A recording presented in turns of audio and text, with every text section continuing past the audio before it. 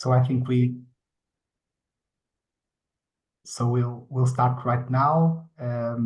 So thank you very much to all attendees for our participation. So I hope that you bear with us until the end. Towards the end, we'll have a very interesting and lively roundtable. So definitely worth it to dedicate 1 hour and 30 if you are able to. So today we are presenting a co-organized event between Reach, EUHubs4Data, and the European Digital SME Alliance. So we are aiming for in the next hour and a half to unveil the power of data and digital innovation hubs for this business growth. So a bit about myself, so that you know me a bit better. I'll be your host and moderate the roundtable. And so for some context, I'm investment associate at Bright Pixel. Bright Pixel is a VC fund, that is one of the consortium partners of Reach program. So it is in that quality that I'm here today.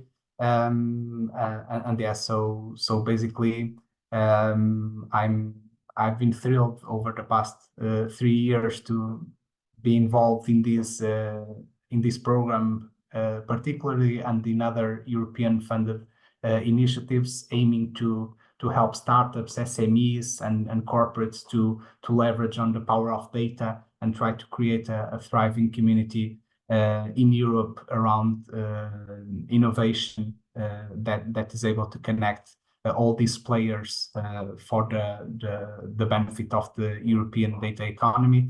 And so I think that today we'll have a great event to explore some lessons learned from these initiatives, and also why the foundations for what may lay ahead in terms of the European data economy. So the agenda, we have a quite packed and very interesting and diverse agenda, I would say. Of course, we are biased because we are organizing this event, but I hope that you find value in this. So we'll start off as presenting Reach Incubator, so how this program has been boosting startups through data, with Cristóbal Costa from ITI. Then we will have a testimony from an actual startup, a startup winner of our last acceleration program, telling everyone about their own experience participating in this initiative in Reach Incubator. So Joseph Balas from CartGuard will present how we are being able to transform data into business, a tale from a startup. So basically an entity that is the target, one of the main target of Reach Incubator. Then we'll jump into EUHubs4Data, hearing about how this initiative has been promoting the data economy with digital innovation hubs. Daniel Sáez from ITI will tell us about that. Moving on to fostering data innovation and experimentation, the experience delivering services to SMEs, from a talk from Daniel Gonzalez Vidal from Eurocat. And we'll end on a high note with Costanza Pestarino from European Digital SME Alliance, reflecting on a roadshow and how SMEs are engaged. So very much around same scope of propelling the European data economy forward. So reflecting on the past, but as I mentioned, laying the foundations for a bright future, and for innovation to be an enabler of the future development of societies in Europe. And so it will be on these terms that we'll try to discuss in the roundtable discussion. So we have some topics that we have previously prepared to address in the roundtable, but definitely we are very much looking forward for your own questions. So the intervention of the audience will be very much critical in this period. So 1 hour, the next 1 hour focused on the presentations from our guest speakers, and then we'll have 30 minutes for a bit more interaction between the speakers and the audience, of course. So yeah, feel free to share your questions through the chat already during the presentations. And yeah, looking forward to this event. And I'd like to pass the stage, the mic to Cristóbal, my colleague from Reach Incubator. So yeah, looking forward to your presentation. So I'll just need to stop sharing this. So just first, before moving on, just to present our speakers. So I already addressed their names in the agenda, but yeah, so that you know each of them, so that you have a context. Cristóbal, Director of R&D Projects and Promotion Area in ITI, Joseph Ballas, the CEO of CartCard, Daniel Sáez Domingo, Technology Transfer Director at ITI, and representing also the EUHubs4Data, Daniel Gonzalez Vidal, Project Director at Eurecat, and also involved in EUHubs4Data, and Costanza Pestarino, Project Manager in Cybersecurity and Data from European Digital SME Alliance, and also contributing to the success of the EUHubs4Data. So, okay. Yeah. Okay. Thank you very much, Joao, for your kind introduction. And thank you all for coming in this to this online webinar. In my talk now, I'm going to describe how Reach Data Incubator has supported the startups and SMEs based on data on their journey. So as you could see, the goal of this meeting, of this talk, is to let you know what are the offerings and benefits of a data incubator, such as Reach, to learn from our journey, such as you can have new insights that could help you in other projects that you might are addressing, and discover what are the key building blocks offered by the incubator to deploy other regional incubators or be involved in other initiatives according to your experience or on your mission. So the contents of my talk are based on these three main pillars. First of all, I'll give you an introduction and overview of Reach Data Incubator. Then I'll present our experience, what are the service offering, and a quick and high-level overview, and what have been the lessons learned, barriers, and key values. And lastly, and last point, I'll introduce how to become a data incubator and what are the building blocks that Reach is delivering to those who could be interested on continuing the journey or adopting or starting similar initiatives in your regional ecosystem. So let's start. The first point. So let's see what is the power of data and DAHs from the perspective of a data incubator. So most of you probably already know why data is important, but let me provide a short introduction about the importance of data from the perspective of a business, from a company.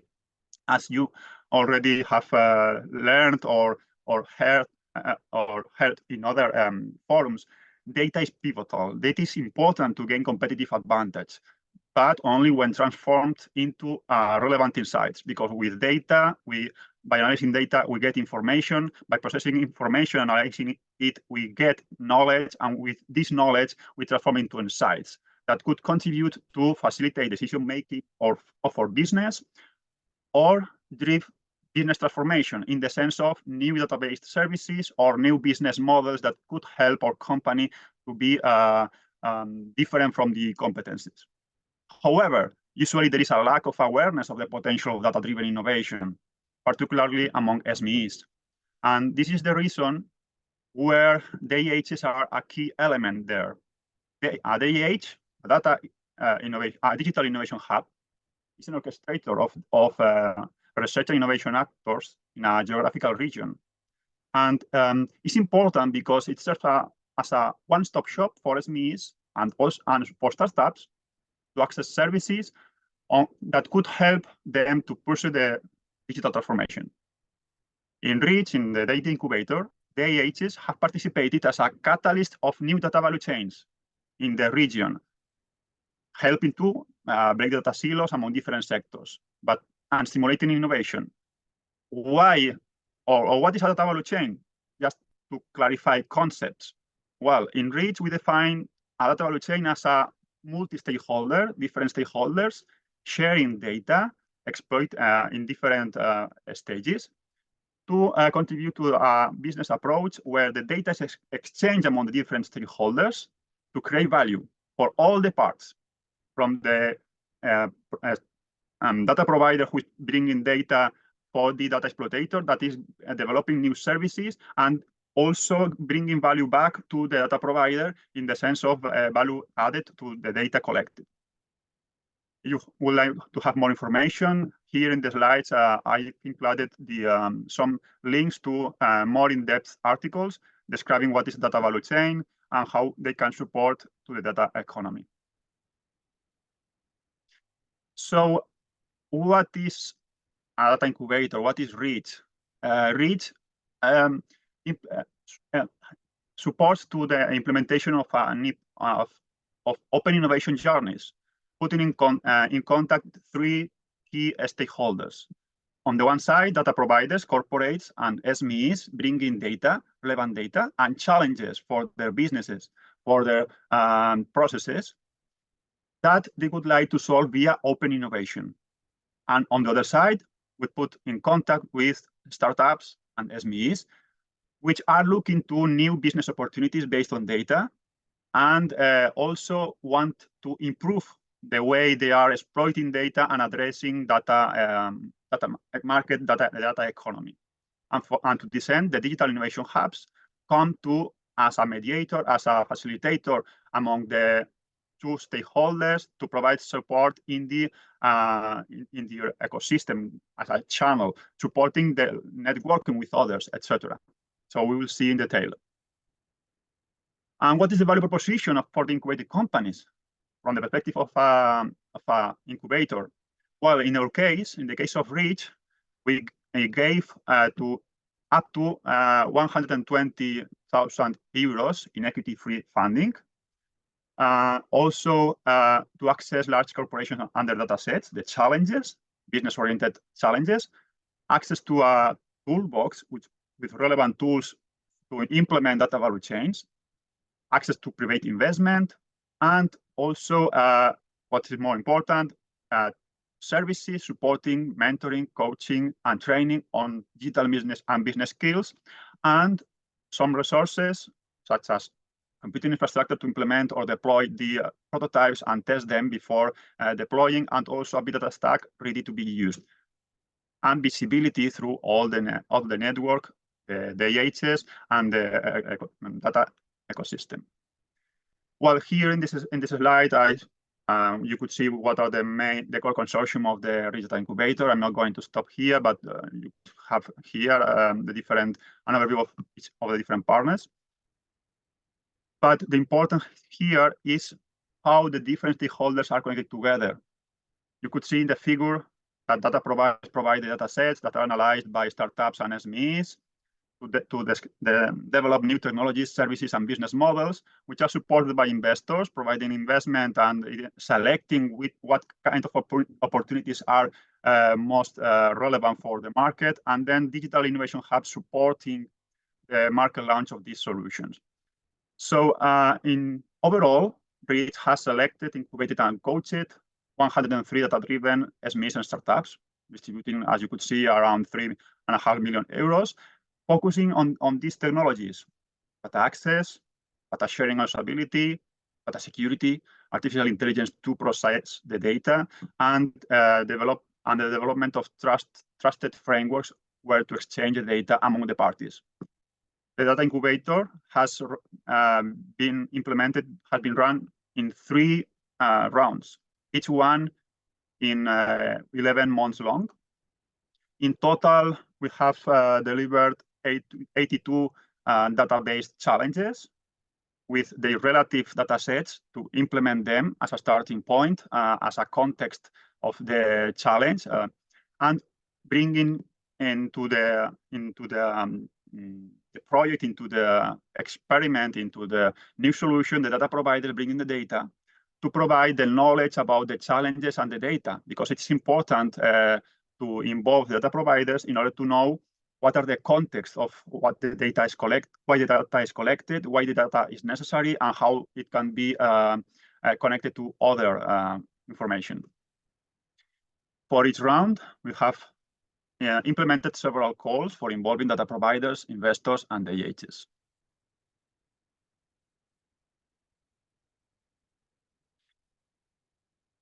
Oops.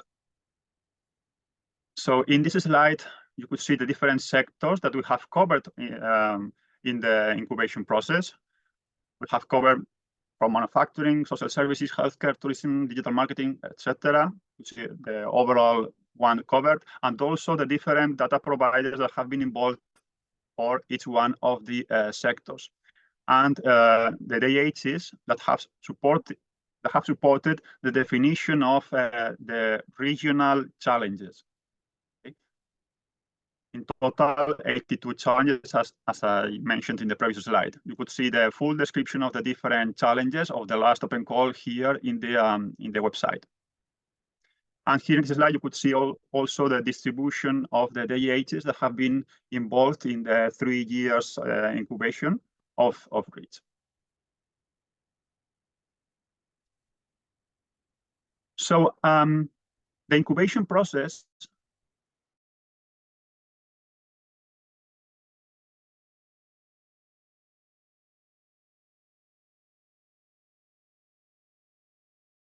proposal and submission as a result of an answer to one open call, which has taken place around November and February, three months period to prepare and submit these projects.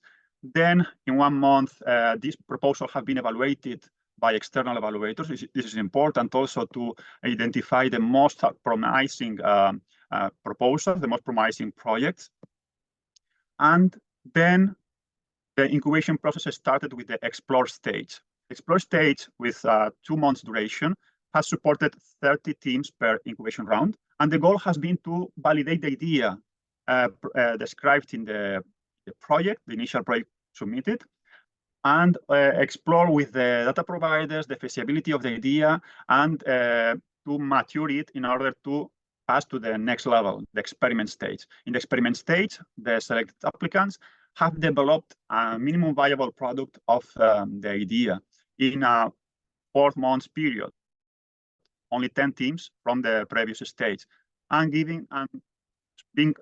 receiving support from 80,000 euros to implement the prototype and do other important activities, such as attending forums in the context of the expose stage also, and also contributing to increasing visibility. Once at the end of each stage of the explore, experiment, at the next one, there has been a datathon at the end of each one, on which the teams have presented the solutions in front of a jury in order to select the best ones. But the important thing is that the solutions have been evaluated from 2 perspectives, from the technical perspective, but also from the business perspective, in order to select which ones have more probabilities to progress and to be successful during the market launch and investment stage, on which in 2 months they have been supported to prepare the investment pitches and the facilitating contacts to how to reach investors and relevant stakeholders to be involved in the project. At the end, also the Reach incubation process program selected the best solution and awarded with additional 20,000 euros. Okay, so launching database business. What has been the service offering that our data incubator has provided, and what has been the experience provided as a result of this process? Well, you could see the complete list of services in this website, in the catalog, which is summarized in this small table. The services are organized or categorized mainly across technology training and support. That is mainly technically oriented services, business development training and mentoring, and access to finance services. In the catalog, you can filter by the best methodology, taxonomy, which we'll see in the next slide, by the provider or the kind of results provided. And for each one of the services, you could see who is offering each one of the services and the contact details to go to that, to contact the service provider. So here in this slide, we summarized all the services provided according to the best service taxonomy, a taxonomy that has been used to categorize the services of digital innovation hubs and organizes them according different macro classes, depending on if they are technology oriented, business oriented, or data oriented. So you could see here how many services have been provided for each one of the incubation stages. So in Explore stage, we have focusing on business development, introductory sessions, some site for data sharing, ecosystem building, etc. Well, here you could see some of the specific services organized by the different categories. Okay, so in the Explore stage, webinar for business canvas design, training on the business plan, how to approach the big data ecosystem, technological trends, etc. And in the experiment stage, services such as how to matchmake with investors, scaling up the business, concerning technical ones, services to access the big data stack, training on big data stack technologies, also setting blockchain infrastructure, etc. For more information, you also have below a reference to a paper where the catalog of services has been described. Overall, the achievements of Reach has resulted in the following figures. Overall, 30 minimum viable products developed, more than 500 meetings with investors and the different stages, 24 data products launched to the market, 40 data value chains, covering from the data provider to the data exploitation and combining with different stakeholders, 19 startups raising private investment, and in total 19 million euros of investment raised by our selected companies. So what have been the main lessons learned from this period, from incubating data startups? Well, first of all, data value chains, as mentioned at the beginning, across multiple stakeholders is hard. It's not easy to build data value chains where there are different stakeholders from different stages involved and connecting together, but it's necessary because otherwise the needs of the different elements of the value chains are not taken into account, and only a small perspective is taken into account when developing the solution. So there are several barriers, but it's important to overcome these barriers. Also, it's important to focus on provider-centric challenges or industry-specific theme-driven solution. Provider-centric challenges are the ones that are defined by the data providers, by their own needs in the market, according to the data that they have. But also, it's important to focus on the sectorial challenges that are not covered and present an important gap to be addressed. And here is where the digital innovation hubs come into importance to identify these sectorial gaps and facilitate the description of these challenges and putting in contact the different stakeholders. Also, the recruitment of challenge and data providers is key. It has not been easy because several times data providers are not aware of the possibilities, and there are several barriers to be faced. but this is key. It's a part of the process of developing the data market in the region. And from the perspective of from subgrantees, the coaching and mentoring has been one of the most valued services provided in order to support them in the different stages of their business project evolution, because coaching has accompanied them during different stages, and mentoring has provided a specialized support on technical or business aspects that have been selected as not as well as other aspects. So what has been the main barriers? The main barriers have been, as mentioned, data sharing, decentralization, and ownership are not well understood still. So it's needed some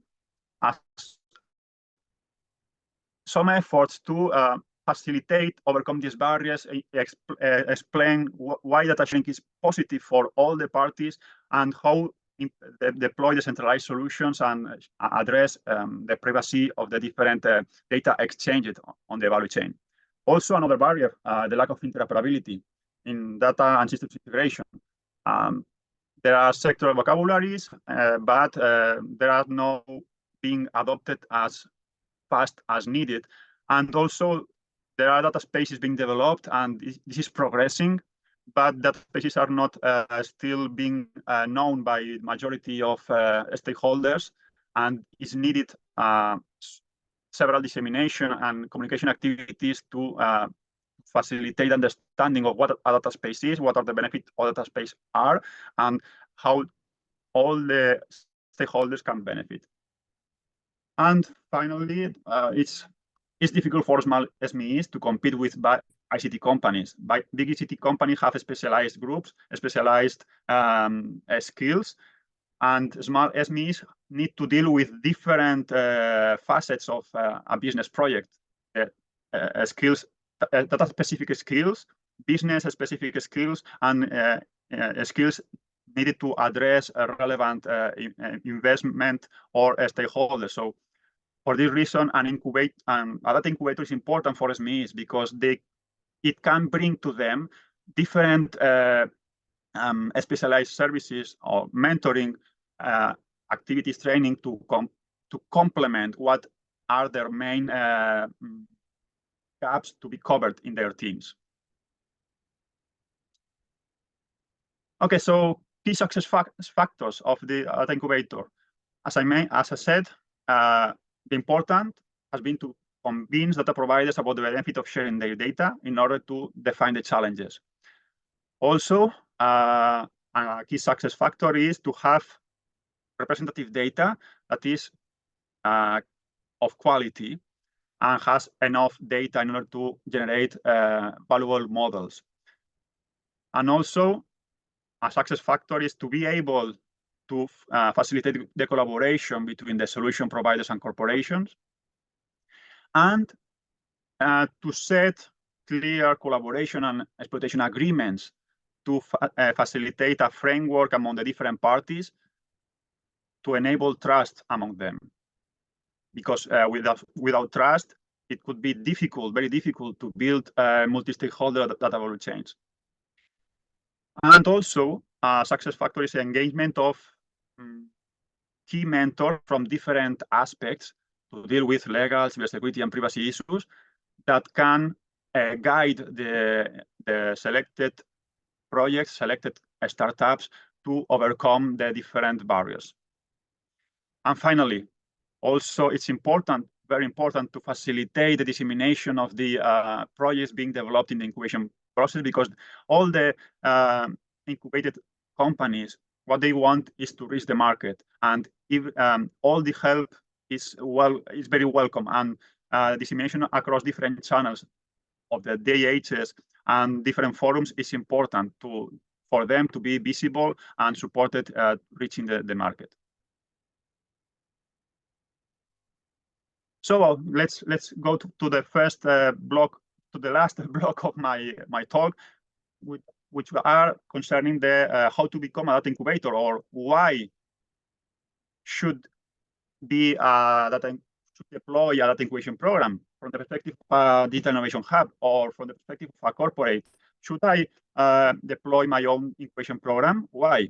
Well, there are three main benefits. First of all, it will facilitate you to unlock data-driven open innovation, which is important for the EHs.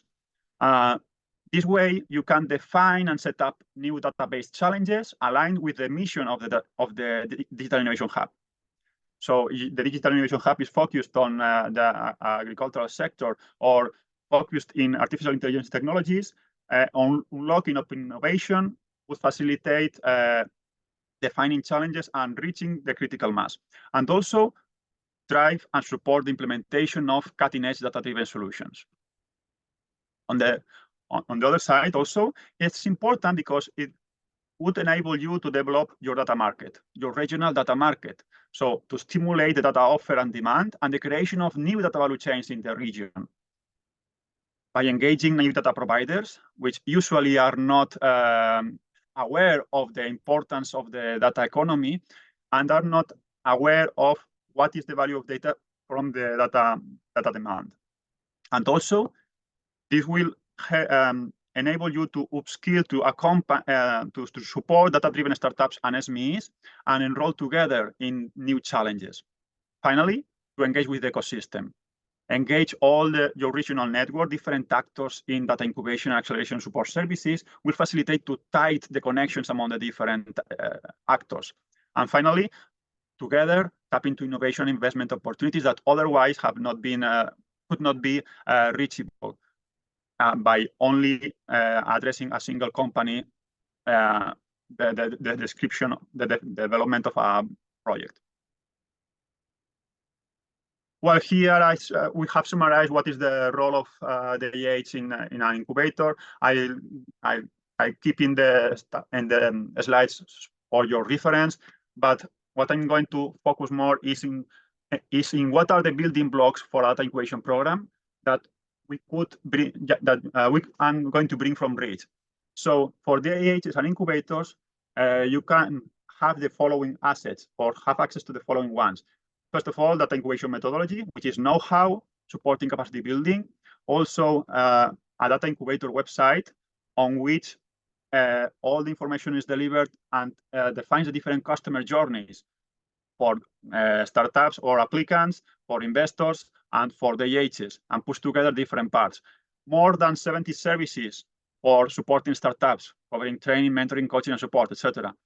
A tool, which is a service catalog, which is customizable and can support you to define your own offering for your data incubation program.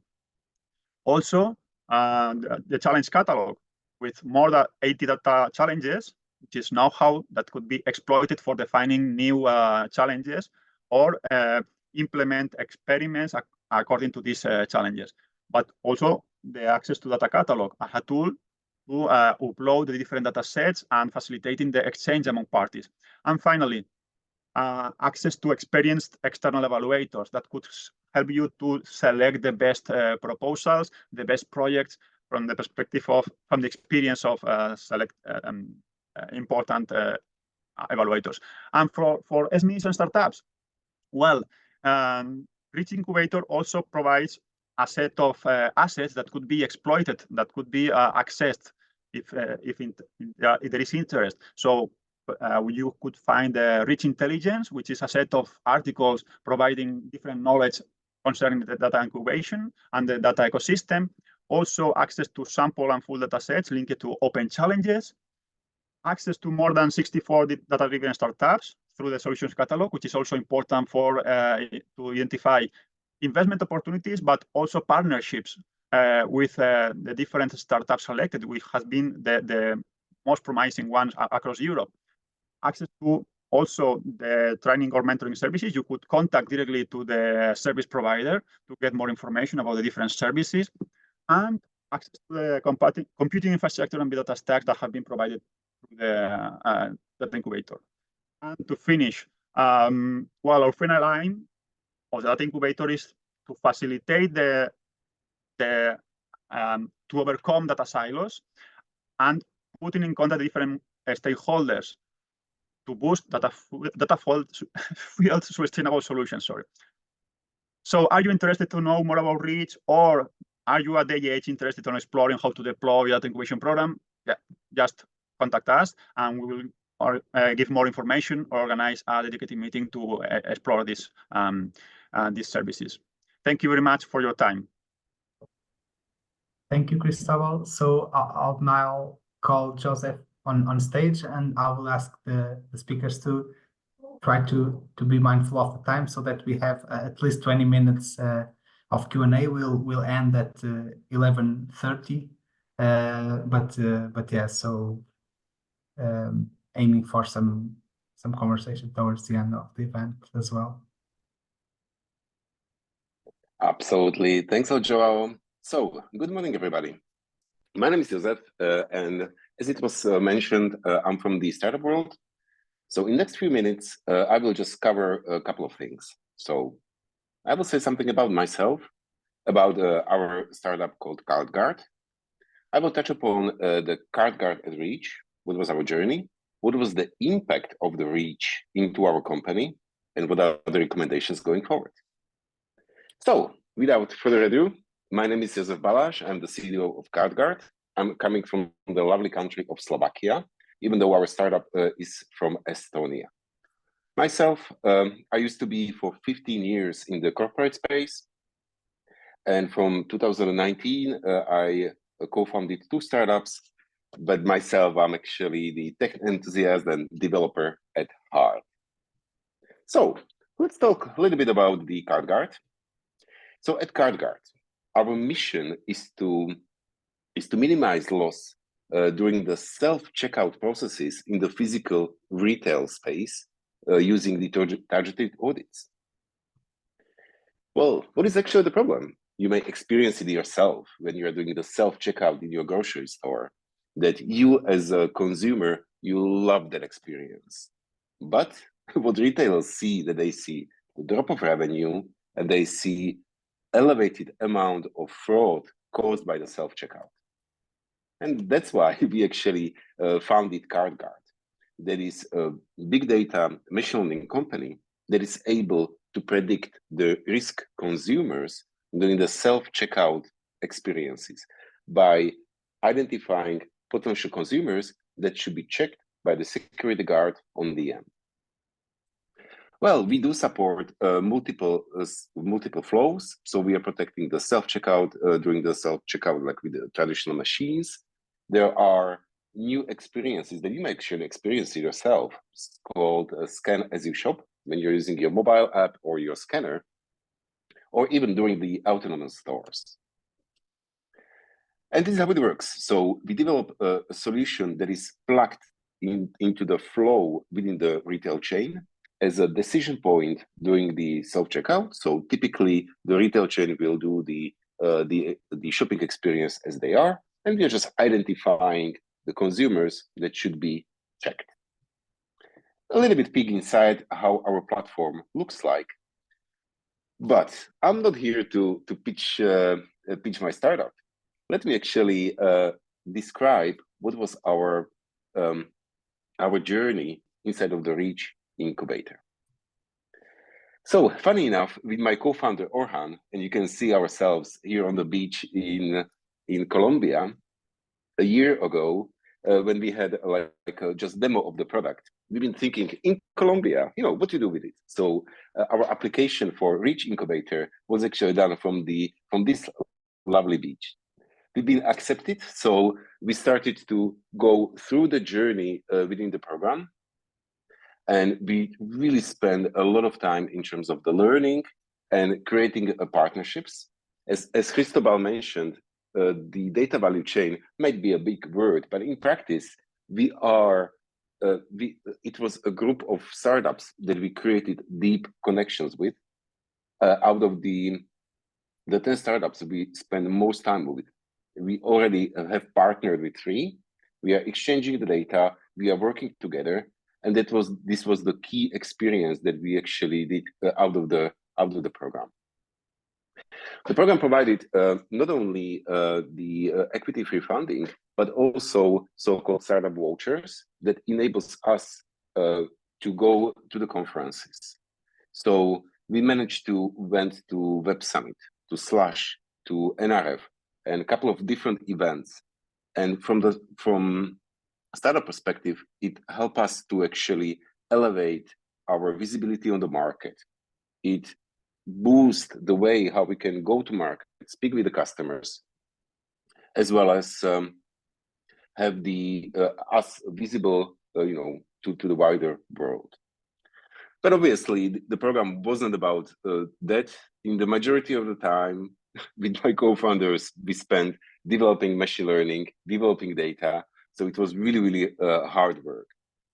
But on the end of the day, we become the winners of the Reach 2023, and it was fantastic event. We really, really appreciate all the support that was given by the consortium, by our data provider, our mentors, Reach, and everybody. So it was a fantastic journey. So let's look into this from the numbers perspective, obviously. So first of all, the Reach Incubator for us was transformative. First of all, as part of our journey, we work with the data provider called MC Sonae, which is a retail chain from Portugal. For a young startup, having an access to the corporate and be able to work with them, have a case study, was transformative because it created a case study that we can take and actually work with other customers and go to market with. What is fantastic that we are currently working with MC Sonae to transform them from the data provider to become our customer. And again, having this large entity to become a customer is fantastic, like a rubber stamp that we can take and move it that will move our company to the next level. In terms of the impact from the numbers perspective, so when we joined Reach, we did have a demo, but we used the non-equity funding to actually transform demo into the product. We went from the zero customer leads to 7. As I mentioned, we do have 3 active Reach startup partnerships. And during the conferences and the events, we moved to the 17 partners outside of Reach. And this is key for us from the go-to-market perspective, just to have ability to partner with the different companies in the different regions to deploy our solution into their markets. So let me just spend a few minutes saying about some of the recommendations from the startup perspective. Cristóbal may already describe them from his perspective, but let me just add a few words from my side. So first of all, what I saw in the program, that first of all, having a great founders is the key step, because that's the one where the founders are the people that are taking the support and transforming them into a value. Equity-free funding, it's really essential, especially for the early stage startups. Just having 20K that you can actually invest into the product development or the sales or marketing is really transformative. Now, incorporating the data provider that could become a customer is crucial, because as I'm the serial founder, I know how hard it is to move from 0 to 1 customer. Then the step from 1 to 5 is not that big compared to the initial stage. The mentors will really increase the pace of execution. And what I mean by this is that if you have another set of eyes, even though you might be experienced founder, just to have somebody who can look into your problem and provide a feedback is really will decrease the time that it will take for startup to actually refine the idea. And one last thing, the conferences or physical events is really optimal way to build up relationships. So not only executing these remote sessions, just to have a funding to be able to come to one place, have a beer, have a coffee, and build up a relationship around that is really key. Well, and as I'm the startup founder, let me add a shameless plug. So for the retail chains, we are actually ready to deploy. So if any one of you here on the call do have a contact with the retail chains, please forward them. I will be more than happy to talk about our solution with them. Same with the technical partners. As you saw, we are building up the network of those partnerships.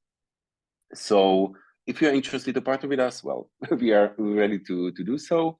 And we are opening actually investment round in the Q2 this year. So we are starting to collect interest from the investors.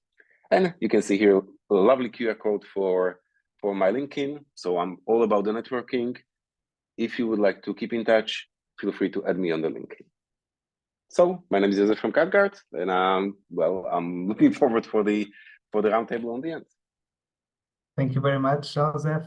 So now we'll jump into EUHubs4Data, know a bit more about this great initiative. So I welcome Daniel Sáez Domingo. Tell us more about it. Okay, thank you, Joao, for your kind introduction. Thank you all for being here in this session. I will talk a bit about EUHubs4Data with a global overview about the project, and then my colleagues Daniel and Constanza will go into more details in some sections of the project. Just starting with a bit more words about me. I'm working for 22 years now in ITI, and Cristóbal is my colleague. I'm this moment I'm the technology transfer director, and thanks to this I have the honor to represent ITI in different initiatives, as you know, BTBA, Gaia-X, and other initiatives at European level and also at the Spanish level. And unexpectedly, I'm coordinating this EUHubs4Data project since February 2023 because it was not expected. Another colleague was doing it, but he left ITI. So I'm doing this. EUHubs4Data is, or we call that it's the point of reference in Europe for experimentation and innovation in data and artificial intelligence. You all know that experimentation is key for creating a culture of innovation. There is no innovation without experimentation.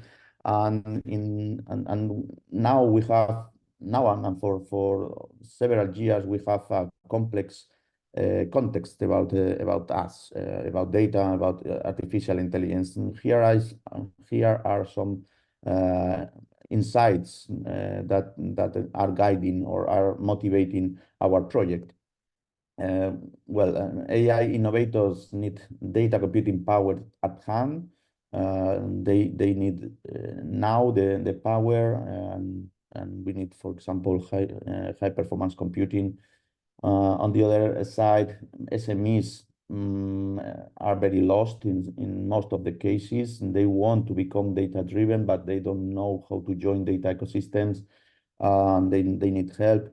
The data ethics is getting more and more interest for companies in these days. We don't even Reach is doing a very good work in defining data value chains, but fair data value chains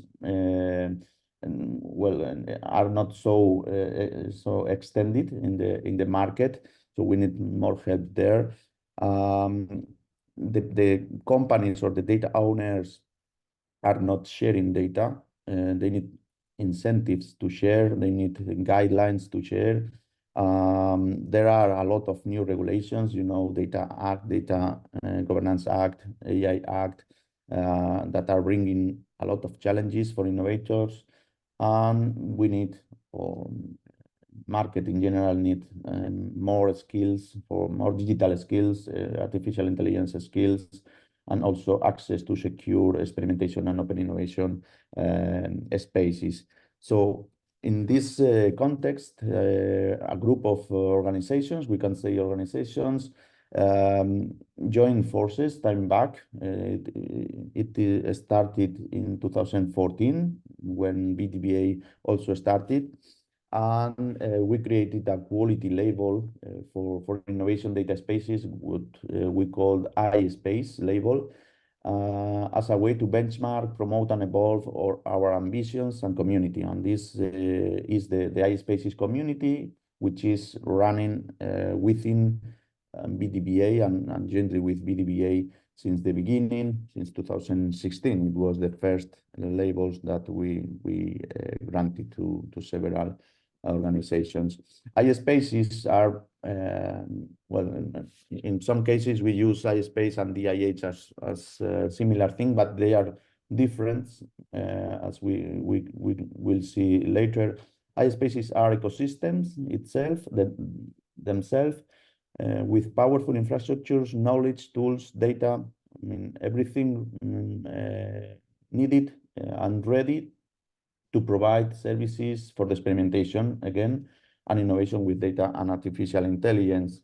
iSpaces have very close contact with their local ecosystem. We have established a trusted ecosystem. Companies are confident with our services.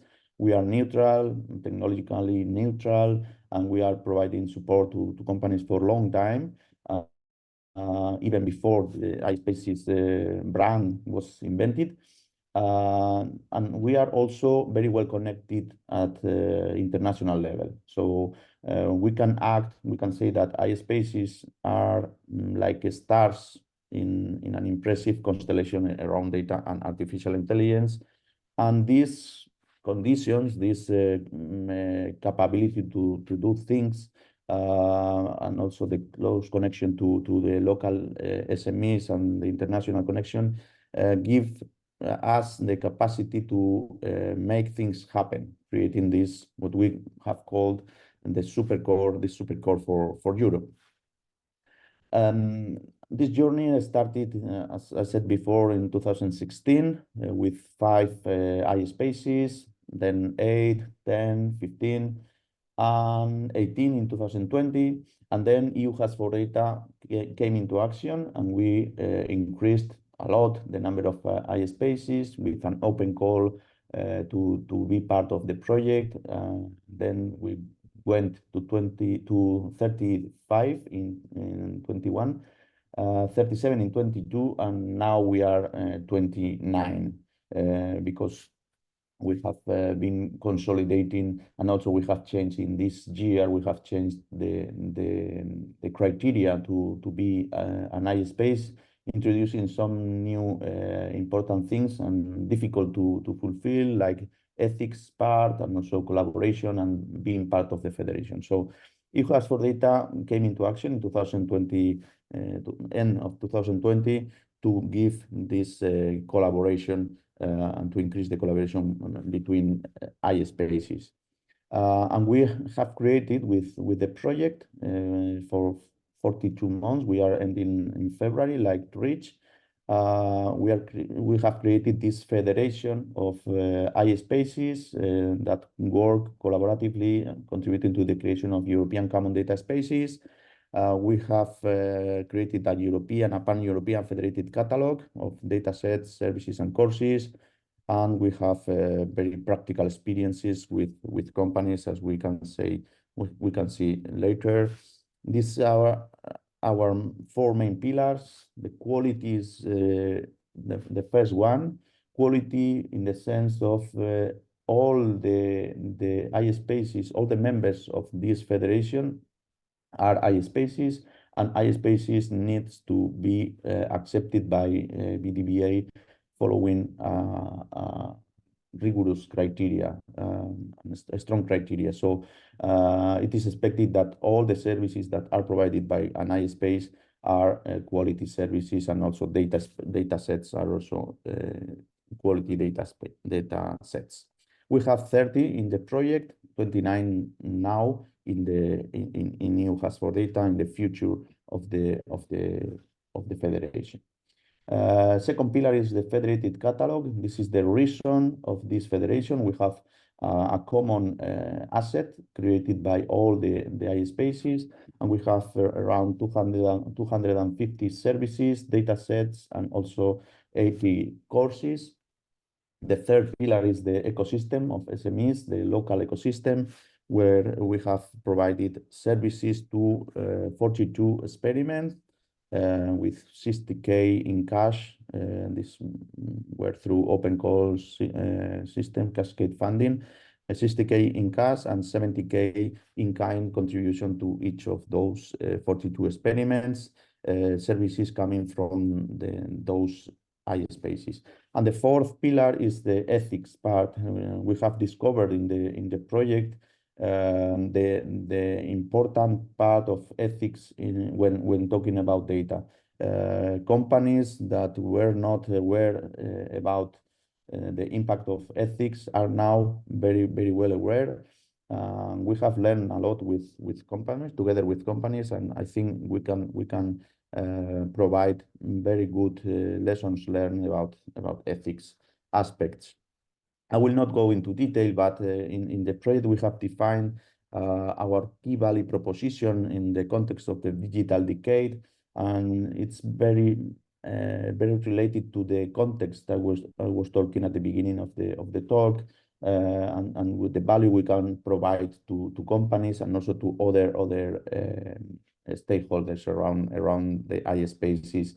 Like we can act as a sandbox for data and AI. We accelerate the access to innovation, the access to the data economy to SMEs. We have education and training courses. We foster the collaboration between iSpaces.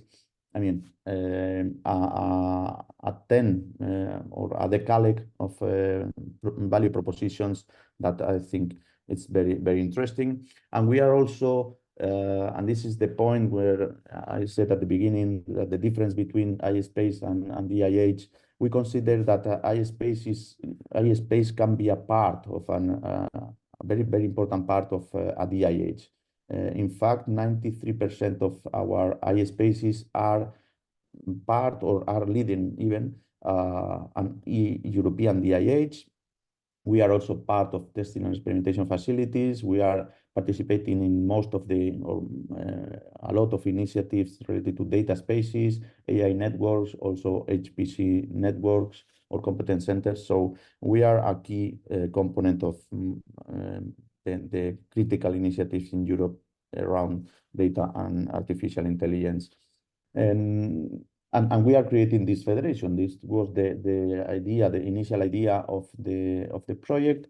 And the federation is composed by three main elements: the iSpaces, the federating entity, which will be BDBA, and a data intermediary. I will not go into detail, but Data Governance Act is impacting all the iSpaces and also most of the DIHs as well. And it requires to have a separate legal entity if you want to intermediate with third parties' data. This was the case of most of the iSpaces and also the federation itself. So we are creating a new legal entity, a data intermediary, which is very connected to the federating entity and also to the iSpaces, and all together will run or will work under common governance rules. So this is the federation, three elements with a common governance, and we will keep the relationships with all our stakeholders like Reach project and other organizations. We have created different assets in the project and now have been transferred or are being transferred to the federation. The most important one is the federated catalog, which is managed by a catalog manager. We can talk a bit more later if you want. The ethics toolkit, which can be used by these iSpaces, but and also by others, and other elements that we have generated. This is another view. I will not go into detail, but just to highlight that European incubators are considered as key stakeholders for for EUHubs4Data, and this is the ways. I will not explain it, but there are ways to collaborate with you. So in summary, iSpaces and EUHubs4Data is composed by a stable and trusted organization. We have infrastructures, we have services, quality services, quality infrastructures. We have the umbrella of BDBA, which is giving us the continuity and sustainability.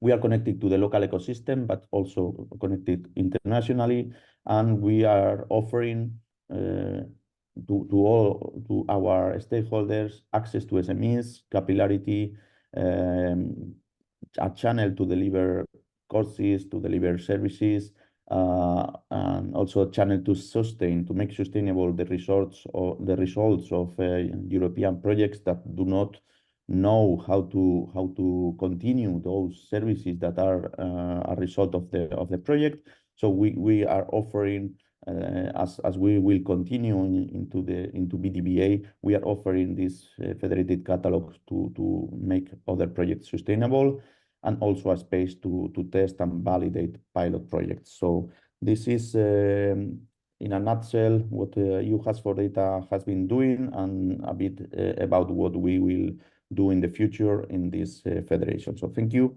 and I will be happy to answer your questions. Thank you very much, Daniel. So we will hear now the perspective of Daniel Gonzalez Vidal on fostering data-driven innovation and experimentation, specifically on the experience of delivering services to SMEs. Thank you very much. Good morning, everybody. I hope you see my screen. Okay. So until now, we covered data value chains and how an incubator operates. We also heard the testimonial of an SME and the insights of the Federation of Hubs. So at this point, we will talk a little bit about the experience delivering service from the perspective or the point of view of the iSpace or a hub. So we will go very fast through the main points of the EUHubs4Data project, because Daniel Sáez already explained that very well. Then we will stop a little bit more on how we organize the open calls for experimentation. And then we will cover broadly the experience working with SMEs. So let's start about the project. So EUHubs4Data has the aim of becoming a reference in Europe for big data cross-border experimentation and innovation. For this, it's very important to cover as many countries and regions as possible. So it's been a lot of efforts to bring together different hubs from all around Europe. So we organized the project covering the offer side to leverage results and bring together services, datasets, tools, and assets, but also the demand side to support regional SMEs. And as I said before, we also covered the regional dimension and the European dimension. Very interesting to see how Reach also organized their catalog of services. We also had a taxonomy, which is similar in some ways, because at the end, I saw many of the services that were matching, but in our case, we organize more in the nature of the service and not so much following the value chain. But it's very, very interesting to see several approaches for that.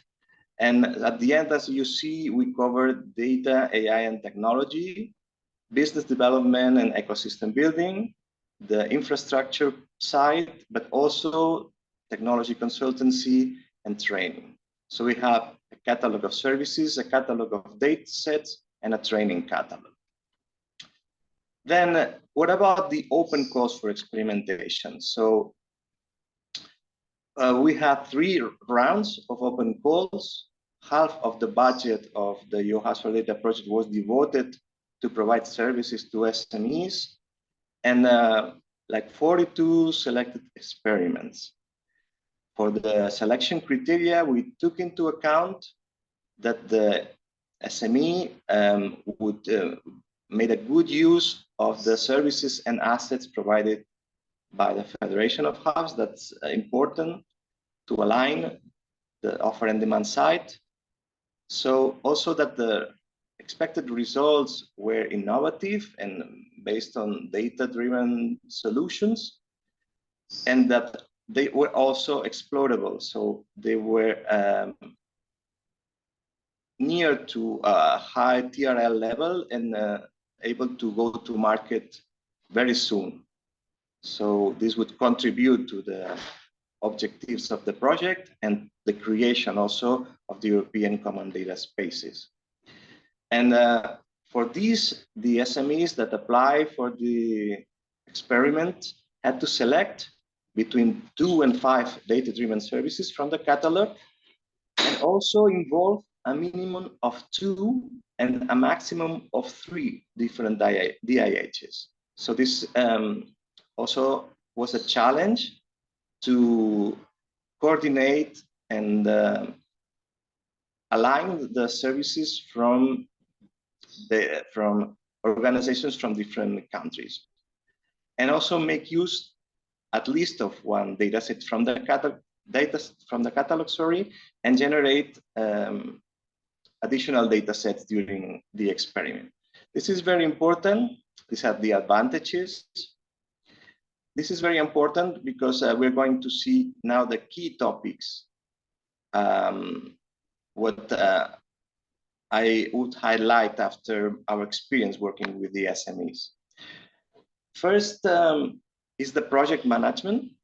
So one of the DIHs that was involved in every experiment would act as a coach for the SME and took care of the project management. This includes supporting the achievements of the objectives and the KPIs of the experiment. So ensuring that we didn't lose the focus of the experiment.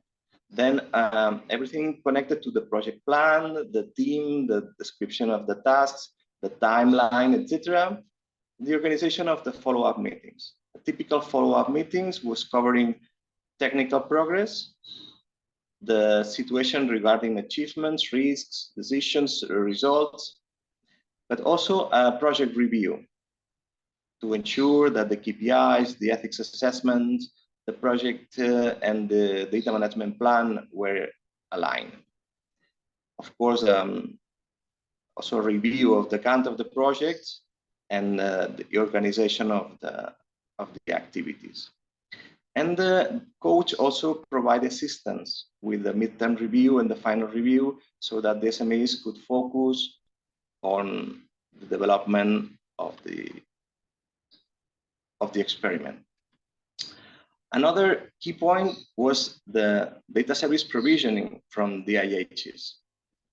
So this type of data services had a R&D approach because we are going through an innovative experimentation. So could be data analytics, could be artificial intelligence, ML models, and always trying to go beyond the state of the art. Another challenge was to provide an effective combination of services between the DIHs, like combining infrastructure, toolkits, or scientific analysis in many cases, and day by day overcoming some of the gaps that could block the development of the experiment towards a new product.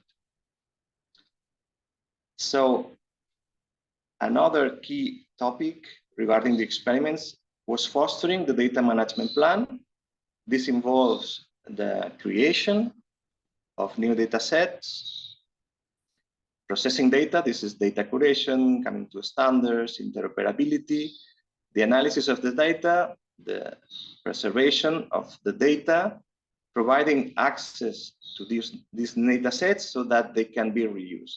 This is very important because the data management plan ensures that the next experiment doesn't start again from the beginning, but can add more value to the dataset catalog.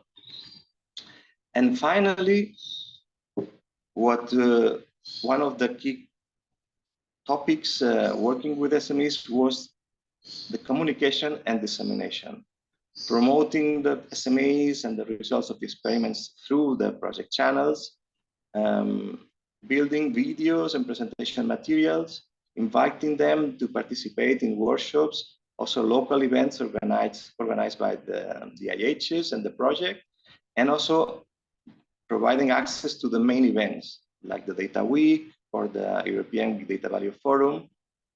For instance, we had an SME booth in the last edition of the EBDBF. This is very important for the exploitation and sustainability. So we provided also this service to the SMEs through a business model canvas, a feasibility assessment, profitability and a strategic position of the results of the experiment, and the implementation of the roadmap. So the final goal regarding the outcomes of the experiment was to have an innovative service or product solutions based on data innovation and experimentation, arrive to hard TRLs close to market, provide an exploitation plan, focus on the results of the experiment, and also giving support in communication and dissemination. So that's mainly what I wanted to share with you. Many thanks to all of you, and thank you very much for the roundtable. Yeah, thank you. Thank you for a different angle on EUHubs4Data and services specifically. So Costanza Pestarino, last but not least, telling us about the roadshow and how SMEs have been engaged. Yes, thanks. So I will share my screen in 1 second.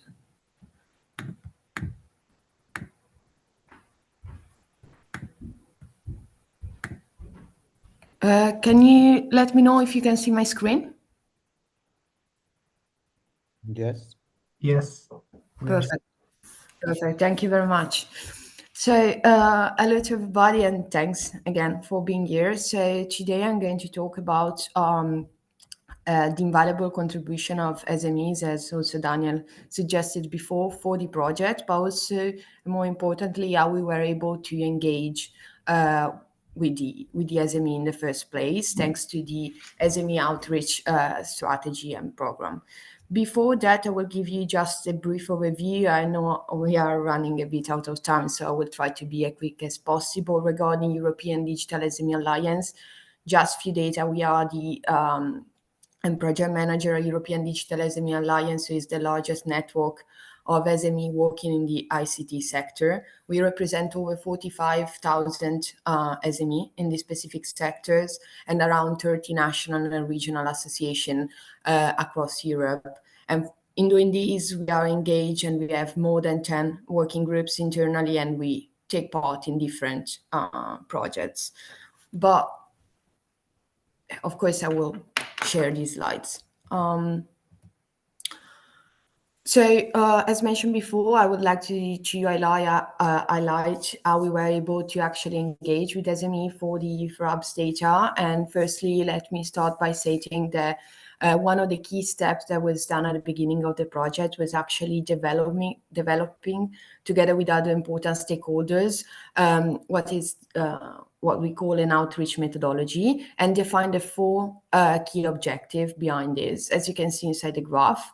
So the 4 key objectives were introduced, who was mainly targeting industry multipliers and event attendees, with the idea of familiarize SMEs with these projects. And then we move on in the following month to increase interest, targeting especially multipliers and ICT SME to demonstrate the practical value of the project. And engage was the third step with SME, and especially SME-related multipliers and clusters. This was the part in the project where we actually started to involve relevant stakeholders, and to do so we used newsletter, webinars, events, and different presentation. And at the end, we focus, of course, once the engage phase was concluded, we aim to build community and participation, targeting data-related SME and specific SME clusters in order to foster a community beyond the project scope, to have a very solid built community. But above all, and that's why I'm here, I would like to talk about SME, because it's safe to say that SME roadshows played a crucial role in engaging with SMEs via a series of decentralized events, which were designed to promote the project goals. When we are talking about roadshow, I think it's very interesting to highlight the goals that the roadshows had to meet during the project, which were actually four: build long-term awareness, keep participants informed, and highlight engagement opportunities. And finally, of course, as mentioned also before, cultivate a local community building. The success of roadshows in the project was given by, as mentioned before, the decentralized nature of roadshows. But to give you more details on this, I would like also to suggest that before starting organizing roadshow, we started to study how to implement them. And to do so, we highlight that there are three important steps to be met in order to have a roadshow that was successful. Firstly, of course, identify opportunities for intervention. So following specific topics that were related to the topics and could be to the project and were had to be highlighted during the roadshows. Motivate all the partners to host these roadshows and or speak in these roadshows. And lastly, developing, of course, roadshow materials, because as the project progressed, the engagement opportunities and especially the role of SMEs within the project evolved. So all these three steps were needed in order to be able to also organize successful roadshows. This is a brief overview of the roadshow we just organized last year. I put only this just to highlight a few of the topics we covered: Data Act, the price of data, machine learning, the e-health sector, and we concluded with a roadshow that was in physical presence, that was meant to highlight the success stories of European digital innovation hubs across Europe. Of course, well, you will receive the slides. There are specific sections on this, but as you can perceive from these, the topics we decided to highlight in these roadshows were actually tailored, in the sense that the roadshows per se were tailored to address pertinent topics, and these topics were aligned to the evolving phases of the projects, and they were also impacted, of course, by the policy at the European level that were discussed at the same time, as you can imagine from the Data Act, which was a very important milestone in the European digital policy. More than that, just to give an overview, I know that Daniel already talked about this, so I will try to be very brief. The engagement with SME was something that went way before, also went well beyond roadshows. Thanks to Daniel and the partners of the project, we were able to take part in different events. As you can see, I inserted some examples inside the slides. And here I highlighted just 5 of the benefits that were given to SMEs when entering and accessing these events. For an SME to have the opportunity to attend these specific events, they had the opportunity to be empowered, of course, networking skills, but also development of specific skills, access to funding and resources, visibility and recognition, and of course, technology and innovation. These are just few of the benefits, but just to highlight the importance the outreach methodology and outreach strategy per se had. It was very comprehensive, and in addition to events, there were also local workshops. There were tailored sections for SMEs and startups, and this was given and was done and given to SMEs as also a leverage to know more and gain industry-specific knowledge, which was one of the key benefits and one of the key objectives we decided to develop since the beginning. Of course, you can see also examples inside the slides. A last but not least key part of the SME outreach program, in a sense, were the open calls that the European funded project provided. Thanks to the open calls, I inserted just two graphs to highlight the importance and where the application came from. The impact of the open calls were very significant, with more than 178 applications and 32 experiments chosen. And in all of them, there had to be a startup and a small medium enterprise. Of course, this gave to SME the opportunity to empower businesses across Europe. At the same time, what was very interesting, and we can talk about this eventually in the Q&A, but of course you can reach out, is the diverse sectors where application came from. The topics and the area were very interesting for SMEs, and yeah. I know I tried to wrap because I saw the timing, but this is just to mention that the SME outreach program per se was very comprehensive. The roadshow played for sure one of the most important piece inside the puzzle, leveraging on SME, and the number of attendances increases each time, showing, of course, the interest of companies to attend these events and the opportunities to speak and engage with important stakeholders. At the same time, roadshow were not the only piece of the table, the only piece of the puzzle, but there were many other engagement activities that were provided by the project. They gave the SMEs the opportunity to really have a voice and be part of the project, and not only. That's it. I try to be very quick given the time to leave some time for the Q&A. Thank you very much, Costanza. So very insightful presentations. So I suggest that if the esteemed panelists are able to stand by for 15 minutes at least, so until 11:40, we can still have 15 minutes to address questions from the audience, and also some topics that I had here that I was curious about to hear on your expertise and opinions on this. So audience, everyone, feel free to share through the chat topics and questions that we can address. And so I'll kickstart with some topics that I would suggest that you bring your perspective on those. So I'll try to privilege some topics that can be addressed by everyone. So one of the first that popped up my mind was about open calls. So the challenges and taking open calls as the initiatives to bring on board entities, being startups, SMEs, corporates, or other players. So I would like to hear about your experience. Which were the main challenges?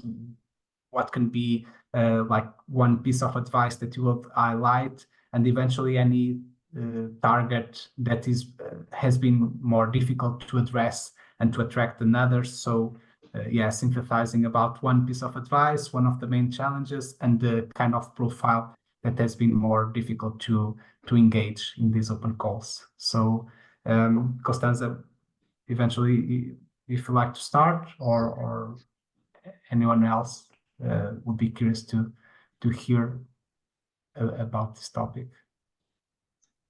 Okay, let me take this one, and I will then hand to Costanza.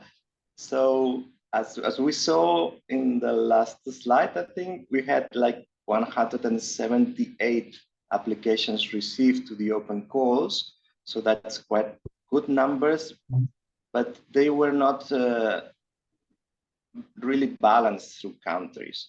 So we did some scouting and some analysis about that. And what we found is that it's important to rely on local partners for dissemination. So it's very important to cover as much as territories as possible, produce simple and clear dissemination materials that are easy to translate into local language, and of course use all the channels available, especially those that where the SMEs are connected. And one of the main pillars is to take advantage of the SME networks and other multipliers, like the Digital SME Alliance. And for this, Constanza probably can tell us more about your experience. You're muted, Constanza. Okay. Yeah, sorry for that. Yeah, of course. From our perspective, engaging with SME was actually really insightful for this project. Of course, we started with a large network of SME, but then of course it's always difficult to find the good channels through which you can actually see active participation, because the topic, of course, is a specific topic, and it's not not horizontal in a sense. What we did since the beginning in this task, and again in this outreach program, was actually to understand since the beginning the different type of SMEs that could be interested and wanted to be engaged in this project. And to do this, we started to map the SMEs. In a sense, I will use this term, mapping personalities. I'm really sorry for this, into people. Of course, this was not a scientific approach, but in a sense, it helped to understand the different way in which people receive and consume information the whole time. And of course, we use this information, so how different SME use different way of consuming information to develop specific channel and messagings. So this first mapping was for us very important, because they gave us the tools to better understand which tool to be used according to the cluster, according to the association, according to both, let's say, the network of each SME, but also the specific nature of the SME. Yeah, this is, I don't know if it replies, it's a good answer for your question, but the initial mapping was a very successful tool for us. No, definitely, it's very interesting point. Maybe Cristóbal, Daniel, Joseph, would you like to add any consideration? Okay, yeah, from the perspective of Reach Incubator, I would say that the most important challenge has been the involvement of relevant data providers, relevant data sets, and the definition of the challenges. From inside, I would say that when involving the data providers and asking to define relevant challenges, it has not been until we had asked them to bring a relevant data set once it has been only up this moment when the challenge has been going to take a good form, because otherwise, well, in several iterations, the data challenges were defined in one direction, but without taking into account the data sets that could be facilitated to the startups. But when you introduce the requirement of bringing a data sample from the beginning and a full data set to address at least a facet of the challenge, the things have been started to change and taking form. As Joseph has said in the slide, it's important that the data provider is involved from the beginning. The data set is provided and the challenge is relevant for the market. And also, if the challenge has not a relevant customer, a relevant representative of the challenge as a potential customer, this would not be a good attraction for SMEs and startups to be engaged in solving this challenge.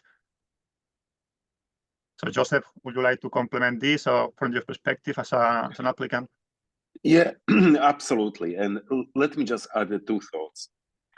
One, there is so many innovation, there's so many excitement and new startups within the Europe. But our first challenge is that simply we don't know what are the challenges. It's so hard to find on the country level or EU level the relevant applications that we can apply for, purely from the information perspective, just to find the challenges or find the opportunities. And second one is the application process. I cannot tell, my hair is literally gray of how many times I try to apply to each and every tool. Every tool is different. You need to have a different forms. It's such a headache. I'm sorry to do that. I will do a case for you, Alec, for F6S, by having one tool that you can actually have a list of challenges, click a button, your common information can be shared and applied in the same manner in a matter of seconds.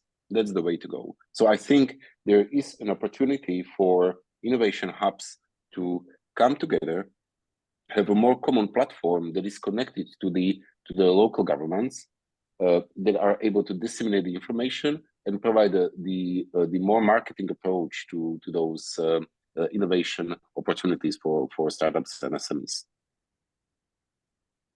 Mm-hmm. From my side, I will focus more on a global view about the project EUHubs4Data. And I think that the big challenge we address in the project is the sustainability of the network of the federation, and also how to see if without the support of the open call, the support of the project, SMEs are also interested in getting the services from the iSpaces, the DIHs.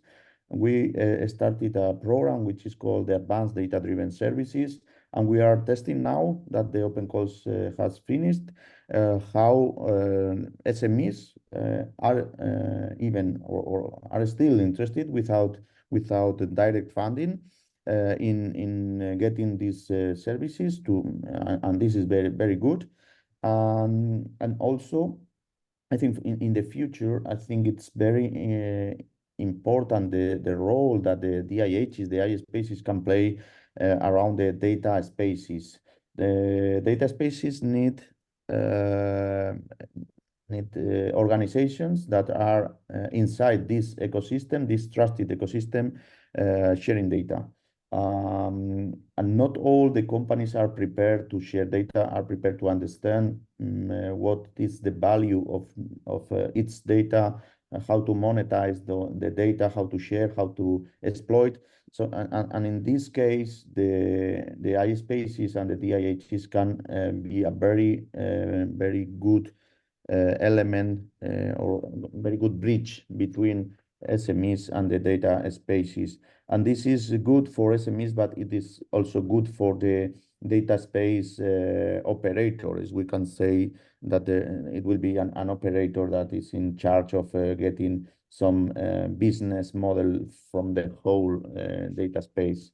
And in this business model, in most cases, is not totally defined. So we can play a very important role to boost these data spaces as a sustainable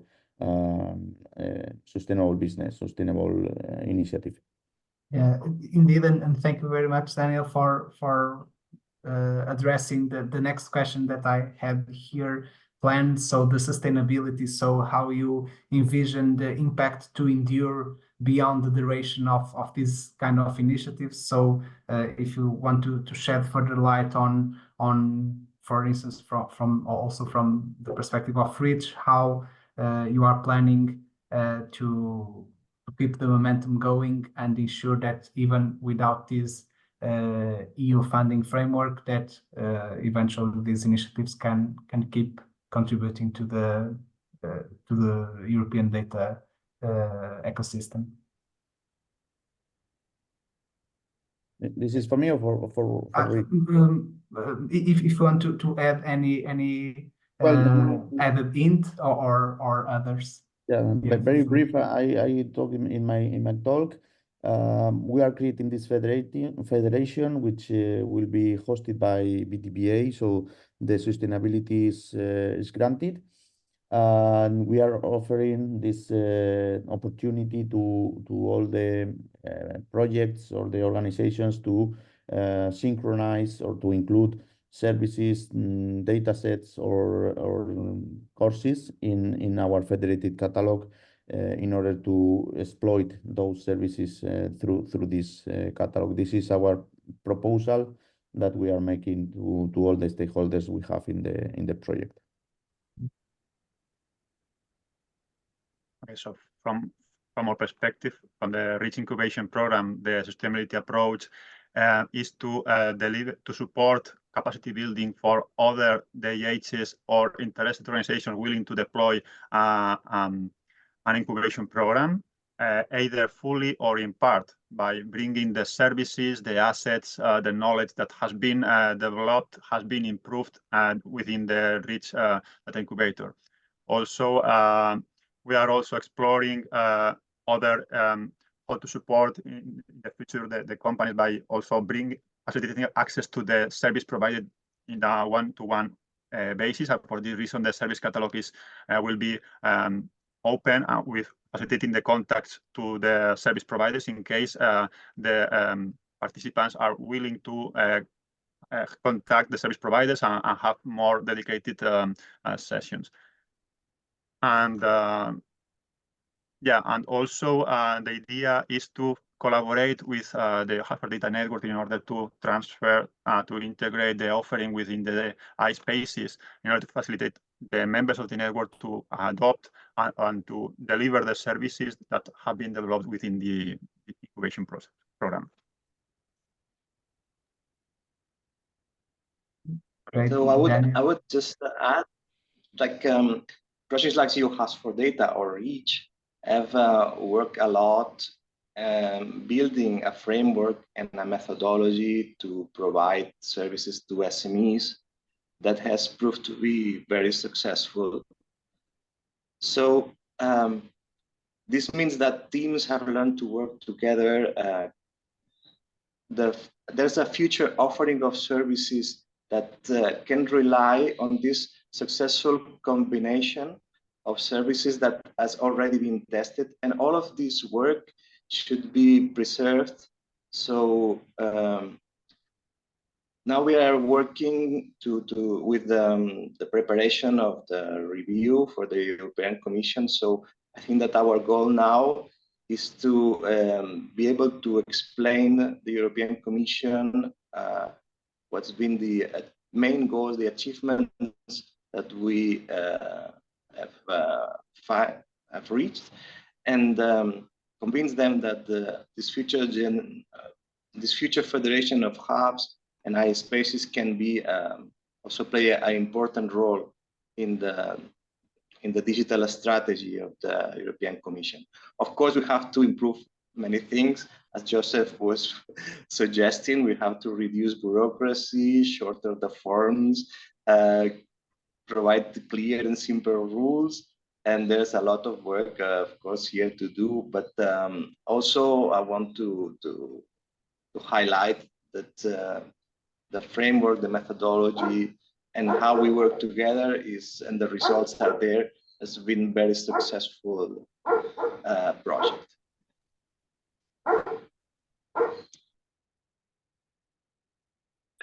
Maybe just let me add my 2 cents, not necessarily on the innovation hubs themselves, but from the startup perspective, especially founded in EU.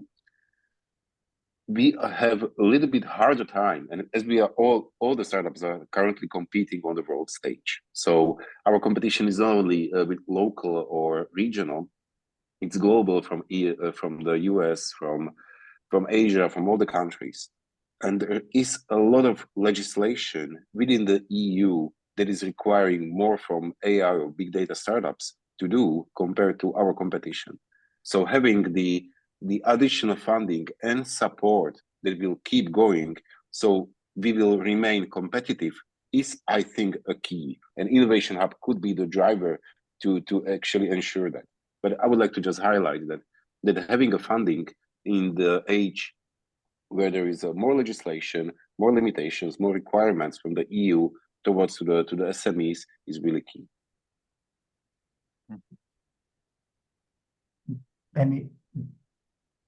Any consideration, Costanza, regarding, for instance, the European Digital SME Alliance? Any initiative that you would like to emphasize that the audience should be aware? No, well, firstly, let me say that I agree a lot with Joseph on this, but yeah, internally know that she build, let's say, a solid and sustainable relationship with our cluster of SMEs. We are trying to, we started different initiative on these topics. What we saw more related to European Digital Innovation Hubs is that at the last brochure where the topic was successful was the unveiling the success of digital innovation hubs.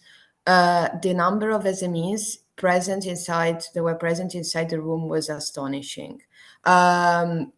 We were more than booked with people sat outside from the room.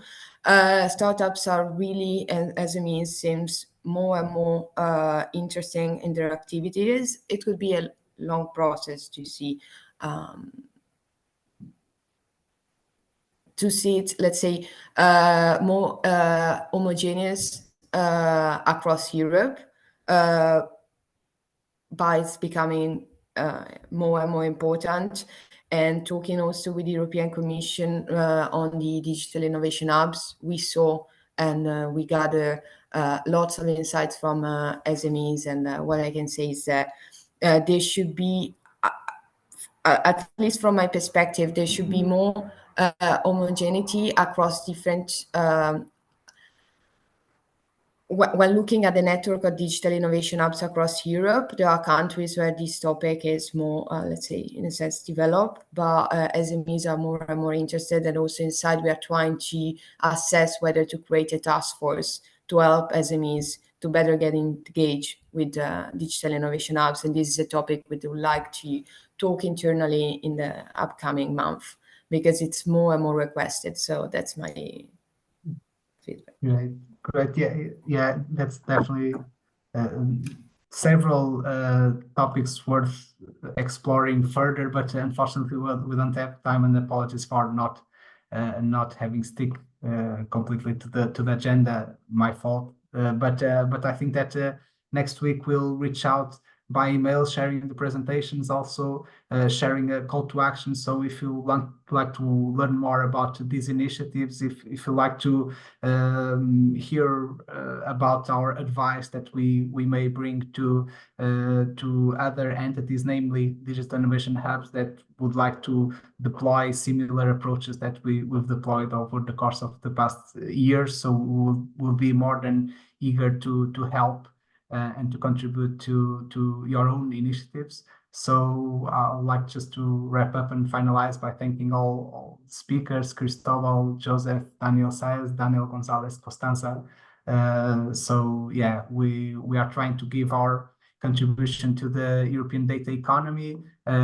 We hope that the audience may leverage on the information that we shared, and definitely let's keep in touch, and hope that our initiatives can continue to create impact and be able to share our lessons learned with entities that can want to leverage on our learning. So yeah, just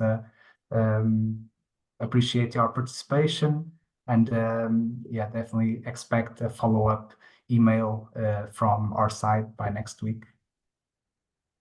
It's been a pleasure to share this time with all of you. Thank you very much. Thank you very much. Thank you. Thank you so much. It's been a pleasure. Bye. Bye-bye.